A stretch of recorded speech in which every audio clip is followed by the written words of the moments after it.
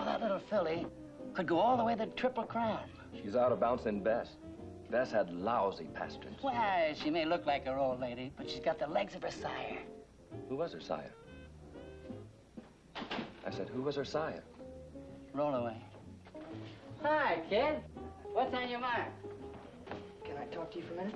Anytime. He's gonna be my future partner in the Harry Jack's farm. Great. What's this about a Harry Jack's farm? Harrington Jacks. You get it? In 10 years, the home of America's fastest thoroughbreds. Oh, you think I'm kidding? I wish I did. This afternoon, you had that crummy old nag, which you haven't even paid for, winning the Kentucky Derby. Now you got it built into a whole racing stable. Why not? And don't call Rita II a crummy old nag. You're only showing your own ignorance. If you can't take one look at that little filly and see that she's a born candidate for the winner's circle, then You know what I wish? I wish you'd get on that filly and just ride off into the sunset. Not a chance. Eddie, I've tried. I was gonna get along with you for Rita's sake if it killed me. And I guess maybe you've tried for the same reason. Oh, so you noticed? Well, I tried to be fair. Sure, you're a real sport. Well, what did I do now? Try to cheer up my daughter? Try to give her a few laughs? Try and give her all the blue sky that she can swallow. You and your Harry Jack stables. Farms, it sounds more elegant. Oh, well, if you're gonna dream, dream big, right? Sure, dream big. Not how you're gonna pay the rent, or how you're gonna make a nickel more an hour down at the loading dock, but how you're gonna take the whole world and lay it right at her feet. Yeah, how I'm gonna lay the whole world at her feet. Not you, me. I understand that Dr. Rossi wasn't too happy about Rita having a baby. He wanted her to wait. Cut and chop. That's all we ever do when we get together. There's no way we can be friends. How about sparring partners? You know what that'll do to Rita? That'll tear her apart. And if we're not careful, we might kill her. You really were serious about my riding off into the sunset? Yeah. Because you're gonna leave sooner or later anyway. You never stay in one place very long. You said yourself you might just get the itch to move on. Not this time. You must be bored out of your mind. This town just hasn't got your kind of action, Eddie. In another 6 months, you'll be walking down the street counting the cracks in the sidewalks, looking for new ways to get into trouble. Now, wait a minute, kid. And when you finally decide that you've had enough, you'll just walk out on her. It'll never happen. You're looking at a reformed man. You're a con man, Eddie. And you always will be. When the only pigeon you had left was your own daughter, you had to sell her on Daddy. So then you had to bring out your old bag of tricks, your phony gifts, your soft soap. But there's only one gift that you can give your daughter that's worth anything. And that's get out of her life. Where do I go? What do you do when you've turned all the corners and there's nothing there? Well, there's nothing here for you. My daughter and her baby. It'll be my grandchild, Norm. That's the one corner I've got left to turn. A chance to become part of a family. You've been here long enough to get to know your daughter. You could have played it cool and just eased in. But oh no, you had to come on loud and strong. You did everything but slap her on the back and take her to the wrestling matches. Now you had your chance, Eddie. And you ruined it. Do you have to ruin ours?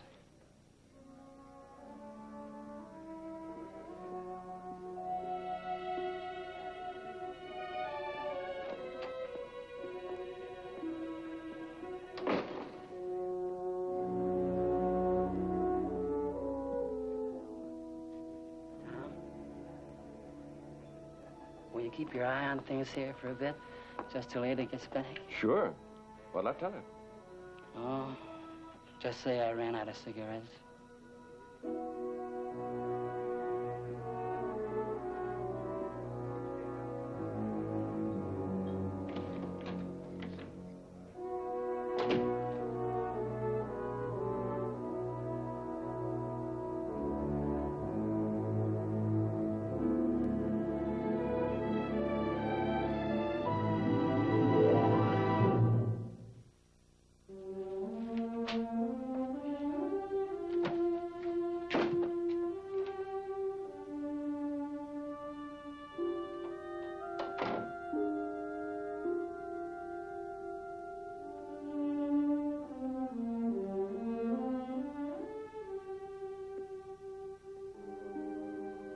Thanks for coming. Were the papers? There are no papers. I had to see you. I knew this is the only way. We have nothing to say to each other, Stephen. Now let me go. Listen to me. We've still got a long time to go before the divorce is final, almost a year. Now, I won't have you acting this way. What way? You're parading Rodney around like some common. Why don't you say it? Now, you're still my wife. Do you understand? My wife. We mean nothing to each other. Nothing. You're still Mrs. Stephencourt until that decree is final. It doesn't work that way, Stephen. No, you just couldn't wait, could you? You never have known what it means to be discreet. Really? And you, Stephen, what about you? Oh, why bother going to a ski lodge, Betty? Why not get a PA system and broadcast it? You don't seem to understand. We don't go places to be seen together. We go places to be together. Yeah, but you do. Well, how was it up there? Cozy? Nice and cold on the outside? And nice and warm inside? Goodbye, Stephen. And I mean goodbye. Now, you belong to me. You're the only person that's ever belonged to me. You can't just walk away. You took an oath. Now, you broke up our marriage. I didn't. You didn't try. You didn't try to save it. You just let it go. That's a lie. Now, let go of me. Oh, you belong to me now. The same way you belonged to me on our wedding night. Let go. And you're my wife. You're mine. No.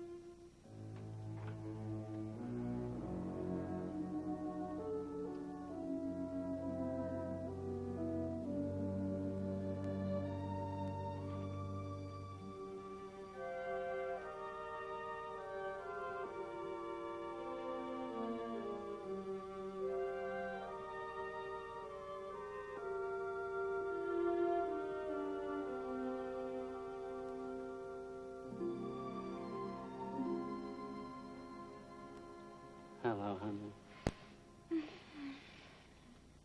What are you doing here now? Well, I got a call tonight from a guy I used to know downstate. He wants me to come work for him. And, you know, opportunity knocks unexpected. Isn't that always the way? You mean you're going away? Well, honey, this is too good a chance to turn down. But you've already got a job. Well, this is even more than a job. It's half ownership in a fancy cocktail lounge. I don't believe you. Hey, Angel, when did I ever lie to you? Oh, well, maybe I stressed it a little now and then, but never about anything as important as this. People just don't give away half ownerships in cocktail lounges. Well, this guy's an old buddy. Even to an old buddy. You know what he said to me? Eddie, old boy, wherever you are, that's where the action is.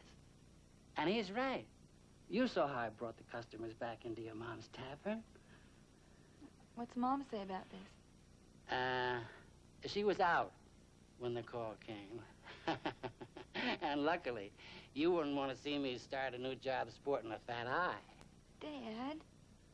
I left her a note.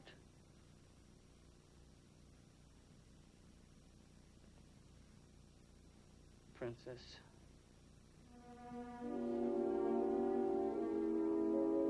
Rita, sweetheart, if I had any other choice, Rita, dear. You do. You can stay. Believe me, there's nothing I'd rather do. But it wouldn't be fair to you, or the baby, or to me. I've got to be practical, for once. Is that what you're being? Well, I have to keep Rita the second in oats, don't I? It's not like I'm going to the end of the world. I'm just moving downstate. I'll come to see you. Promise you'll be here for the big event. Well, I'll try. This job may take up a lot of my time, especially at first. You're just moving downstate. But you're not sure if you can get back, even overnight, for the birth of your first grandchild.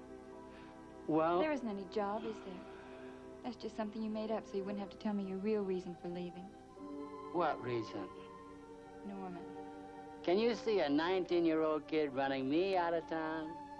If you thought it was for my own good. Why can't the two of you get along? Now, you and I'll keep in touch. We'll write each other, and you can send me pictures of the baby. Dad, don't go. Well, it's better this way. I can't keep fighting Norm for every crumb of your attention. Yeah, well, it's his fault, too. I mean, if you could both just try a little harder. We have tried, but it'll never work.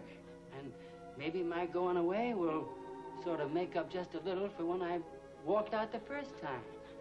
But it'll never even the score. Yeah, but I love you both. I just want us to be a family.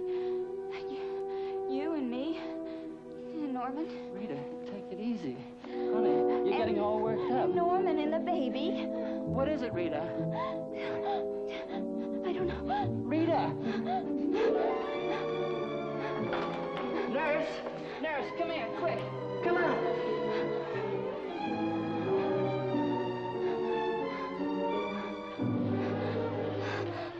Please. Elevate the bed.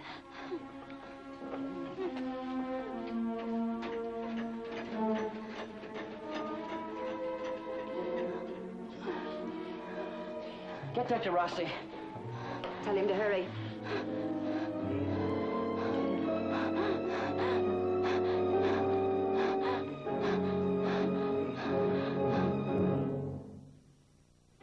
Preview from the continuing story of Peyton Place. Don't get upset. I'm being personal and I'm being rude. I don't have a boyfriend. I think you have. I do not. I think you've got boyfriend trouble. Norman, I'm afraid she's going to have surgery. I can't promise you anything. I've been waiting for this for a long time.